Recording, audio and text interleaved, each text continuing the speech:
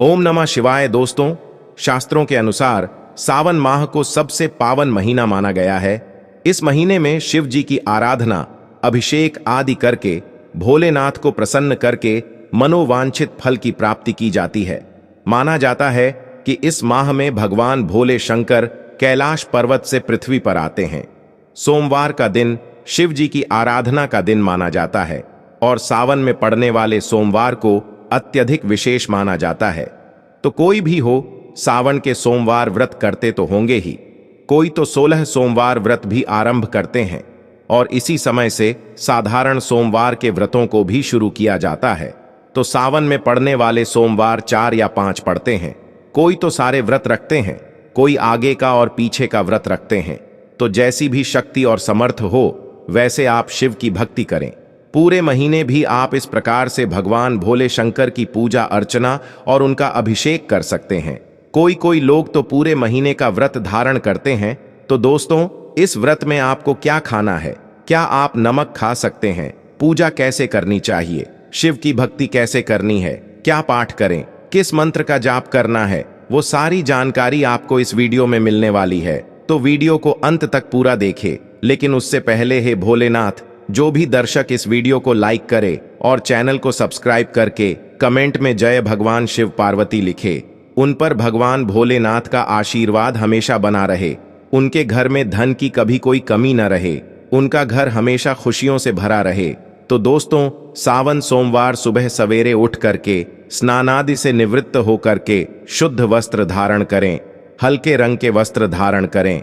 सफेद रंग के वस्त्र पहने तो बहुत ज्यादा उत्तम होता है। काला या नीला रंग पूजा में नहीं पहनना चाहिए। भोले शंकर की पूजा में सफेद रंग अत्यधिक इस्तेमाल करना चाहिए और सफेद वस्त्र सुहागिन स्त्रियां कुछ मिक्स रंग में पहन सकती हैं, लेकिन हल्के रंग के होने चाहिए। तो दोस्तों, सुबह सूर्य को जल दें, फिर पूजा स्थल पर धूप दीप करें। अक्षत पुष्प लेकर के व्रत का हमें संकल्प लेना है और शाम के समय प्रदोष काल में यानी कि दिन के तीसरे प्रहर में भगवान भोलेनाथ शंकर की आराधना करनी है। अगर आपके पास समय की समस्या है तो आप अपनी सुविधा के अनुसार पूजा कर सकते हैं। सुबह को कर लें या शाम को कर लें, लेकिन पूजा दोनों समय अवश्य रूप से करनी चाहिए और शाम के समय आप विशेष रूप से पूजा जरूर कर लें।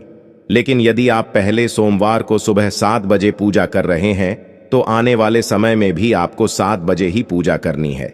मतलब समय निश्चित होना चाहिए। और तो इस व्रत को बच्चे, लड़के लड़कियां, स्त्री पुरुष सभी कर सकते हैं। सुहागिन स्त्रियों को तो बहुत ही शुभ फल देने वाला यह व्रत है। हमें पूरे विधि विधान से भगवान भोले शंकर का इसमें पूजन करना चाहिए। शिवलिंग का हमें पूजन करना है। मंदिर में जाकर के भी आप पूजन कर सकते हैं। दोस्तों, धातु या पत्थर के शिवलिंग पर भी आप पूजा कर सकते हैं। अंगूठे के आकार के शिवलिंग घर में आप रख सकते हैं। अगर कुछ नहीं है तो आप मिट्टी के शिवलिंग बना करके भी उनका पूजन कर सकते हैं। लेकिन मिट्टी की जब आप शिवलिंग बनाएंगे तो सूर्यास्त से पहले हमें उनका विसर्जन कर देना चाहिए। विसर्जन किसी जल स्रोत में करें या फिर अपने गमले आदि में भी उनका विसर्जन आप कर सकते हैं। भूमि के अंदर भी उनका विसर्जन कर सकते हैं। दोस्तों, आसन में बैठकर ही हमें पूजा करनी चाहिए। बिना आसन के यदि हम पूजा करते हैं तो हमारी पूजा निष्फल हो जाती है। दोस्तों, सरपत की एक चौकी लगाए, उसके ऊपर शिव परिवार की फोटो रखें। कलश की स्थापना करने की उतना ज्यादा आवश्यकता नहीं है। चाहे तो आप कलश की स्थापना कर भी सकते हैं। एक बेल पत्र के ऊपर आप भोलेनाथ की शिवलिंग को इस प्रकार से स्थापित करें और उसे 4 बार आप जल चढ़ाएं। 4 बार जल चढ़ाने का अर्थ होता है कि हमने उनके पांव धुलवाए, हाथ धुलवाए, कुल्ला करवाया और फिर उन्हें स्नान कराया। उसके बाद में आप कच्चे दूध से उन्हें स्नान कराएं, फिर जल से स्नान कराएं और फिर पंचामृत से स्नान कराएं। फिर आप उन्हें सादा जल से स्नान कराएं और यदि आप इसमें चाहे तो फलों के रसों से या फूलों से और इत्र से आदि चीजों से, बहुत सारी चीजें होती हैं, उन सभी से आप अभिषेक कराएं। गंगा जल से हमें अवश्य रूप से भोले शंकर को अभिषेक कराना है। विशेष चीजों से अभिषेक करने से हमें विशेष फलों की प्राप्ति होती है। तो आप चाहे तो कुछ विशेष चीजों से भी अभिषेक करा सकते हैं। इसके बाद में दोस्तों, ध्यान रहे, भगवान भोलेनाथ के शिवलिंग पर अक्षत, चंदन, अबीर, गुलाल ही चढ़ाना चाहिए। हल्दी, मेहंदी, रोली ये चीजें शिवलिंग पर नहीं चढ़ानी चाहिए। ये जो नीचे जलधारी होती है वहां पर चढ़ा सकते हैं, क्योंकि उन्हें माता पार्वती का प्रतिरूप माना जाता है। दोस्तों, शिवलिंग पर दूध की धारा लगाएं, जल की धारा लगाएं। रुद्राष्टकम का पाठ करते हुए भी आप शिवलिंग का अभिषेक कर सकते हैं। वस्त्र, जनेऊ, चंदन, भस्म लगा करके अक्षत सदैव गीले करके चढ़ाएं। थोड़े से गीले कर लें, उसके बाद ही चढ़ाएं। उसके बाद में जनेऊ अर्पित करें और उसके अलावा अंग वस्त्र भी अर्पित करें। उसके बाद में बेल पत्र, धतूरा फल, भांग और आंकड़े के पुष्प पत्र आदि चढ़ाएं। दोस्तों, जो भी भोले शंकर की प्रिय चीजें हैं उन्हें हमें अर्पित करना चाहिए। शमी पत्र चढ़ाएं और धूप दीप जलाएं। गणेश गौरी की पूजा करें, सूर्य की पूजा करें, दीपक की पूजा करें, गंगा जी का भी नाम लें, उनका भी पूजन करें, उनका भी ध्यान करें। तो जो भी भोले शंकर जी की प्रिय चीजें हैं वो अर्पित कर दें।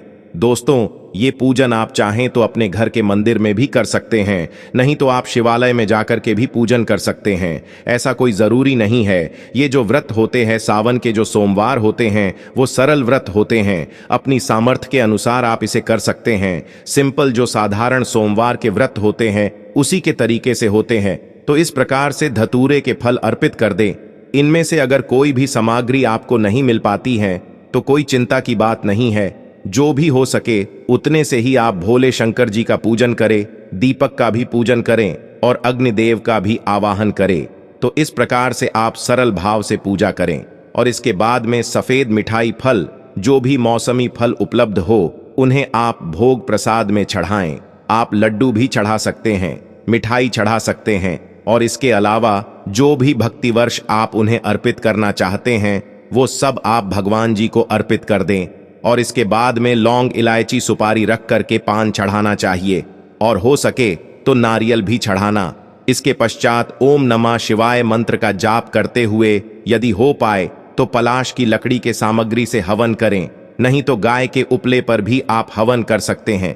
इसके बाद में भोलेनाथ की कपूर से आरती करें, जैसे कि शिव जी का ओमकारा आरती आप कर सकते हैं। आरती के बाद दोनों हाथों में पुष्प लेकर के हमें पुष्पांजलि देनी चाहिए। बाद में भगवान से प्रार्थना करें और क्षमा याचना करें। रुद्राक्ष की माला से ओम नमः शिवाय मंत्र का जाप करना चाहिए और इसके बाद में पार्वती माँ से थोड़ा सा सिंदूर अवश्य लेना चाहिए और अपने पल्ले से लगा करके अपने माथे पर लगाना चाहिए। और जहां पर आपने पूजा की है उस स्थान पर आप खड़े होकर के गोल गोल प्रदक्षिणा करें, सोमवार व्रत की कथा पढ़े या फिर सुने और लास्ट में जब आपकी पूजा पूरी हो जाएगी तो आसन के नीचे थोड़ा जल डाल करके उसे माथे से अवश्य लगाएं, अन्यथा आपको पूजा का पूरा फल प्राप्त नहीं होगा। तो दोस्तों, ये जो पूजा है ये हमें निर्धारित समय पर ही करनी है। एक बार जो हमने समय निर्धारित कर लिया उसी पर करने की कोशिश करनी चाहिए। अब आप इसमें क्या पाठ कर सकते हैं? दोस्तों, इसमें आप शिव पुराण का पाठ कर सकते हैं, महाशिव पुराण का शिव चालीसा पढ़ सकते हैं और रुद्राक्ष की माला पर आप महामृत्युंजय मंत्र का भी पाठ कर सकते हैं।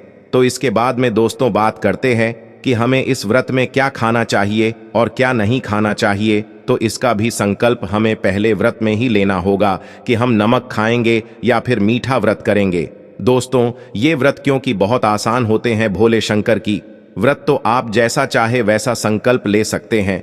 आप चाहे इन व्रतों को नमक के साथ भी रख सकते हैं, लेकिन अन्न का भोजन आपको एक समय में ही करना है। दोपहर के समय कर लें या फिर शाम के समय कर लें। शुद्ध सात्विक भोजन करें या फिर चाहे तो मीठे व्रत रख सकते हैं, चाहे तो पूर्णता फलाहार पर भी रख सकते हैं, या फिर एक समय नमक का भोजन खा सकते हैं, या फिर सेंधा नमक का भी प्रयोग आप कर सकते हैं, या फिर साधारण नमक भी खा सकते हैं। दोस्तों, इस प्रकार से कुल मिलाकर बोले तो बहुत ही आसान व्रत होता है। भोले शंकर इतनी सी ही भक्ति से अत्यधिक प्रसन्न होकर मनोवांछित फल हमें प्राप्त कराते हैं। तो सावन के महीनों की आपको हार्दिक शुभकामनाएं। दोस्तों, सच्ची श्रद्धा से कमेंट में जरूर लिखे जय भोलेनाथ, जय शिव शंभू। साथ ही देवों के देव हर हर महादेव सदैव आप पर अपनी कृपा बनाए रखे। मैं उम्मीद करता हूं ये जानकारी आपको जरूर पसंद आई होगी। दोस्तों, यदि आपको यह वीडियो पसंद आई हो तो प्लीज आप इस चैनल को सब्सक्राइब अवश्य करें, वीडियो को लाइक करें। प्रिय मित्रों, वीडियो को अंत तक देखने के लिए धन्यवाद। जय भोलेनाथ।